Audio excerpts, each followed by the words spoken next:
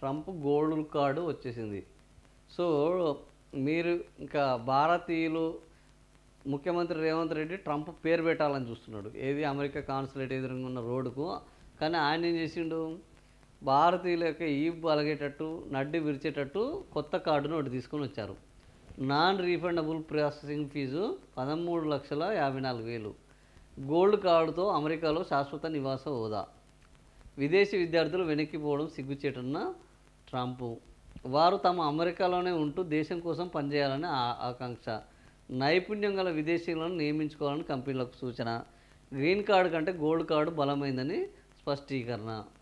So ఇంతవరకు green card ఉంటే అక్కడ మనం ఎన్ని రోజులైనా ఉండొచ్చు, ఇక మనం ఆ దేశ పౌరసత్వం పొందొచ్చు, మనం అమెరికన్లుగా జీవించవచ్చు అని అనుకున్నారు. కానీ ట్రంప్ వచ్చి ఏం చేశారంటే, గ్రీన్ కార్డు కాదు నాయన, మీరు గ్రీన్ కార్డుతో ఉండడానికి వీల్లేదు, మీకు గోల్డ్ కార్డు ఇస్తాను.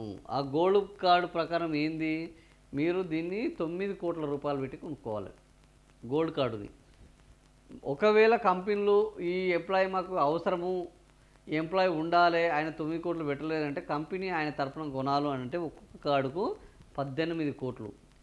సో ఇట్లా భారతీయుల నుంచి డబ్బులు వసూలు చేయాలి, విదేశీయుల నుంచి డబ్బులు వసూలు చేయాలి, అమెరికాలో ఉండాలి అని అంటే పొమ్మన లేక పొగబెట్టినాం అంటారు. సో ఇది ఇప్పుడు ట్రంప్ చేస్తున్నది. ఎలగొట్టలేక మీ గ్రీన్ కార్డులు ఉన్న పనిచేయవు, గోల్డ్ కార్డు ఉండాలి. మీరు వారసత్వం పొందాలి అని అంటే, శాశ్వతంగా మేము నివాస హోదా రావాలి అంటే గోల్డ్ కార్డు ఉండాలంటున్నారు. మరి గోల్డ్ కార్డు ఎంతమంది పొందుతారో, ఎంతమంది వెనక్కి వస్తారో చూద్దాం.